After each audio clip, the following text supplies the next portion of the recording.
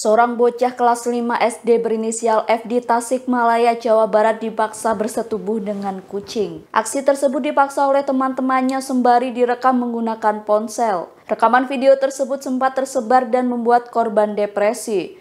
Korban F tidak mau makan dan minum hingga kemudian F meninggal dunia dalam perawatan di rumah sakit. F dinyatakan meninggal dunia pada Minggu 18 Juli 2022 lalu. Selain menjadi korban perundungan, bocah itu diketahui kerap dipukuli oleh teman-teman bermainnya. Korban merupakan anak kedua dari 4 bersaudara. Ibu kandung korban yakni T mengatakan korban depresi karena dibully oleh teman-temannya saat rekaman video setubuhi kucing menyebar. Korban F sempat mengaku ke ibu kandungnya dipaksa menyetubuhi kucing. Aksinya disaksikan teman-teman sambil diolok-olok dan direkam oleh para pelaku. Usai kejadian itu, keluarga para pelaku perundungan sempat datang ke rumah dan meminta maaf.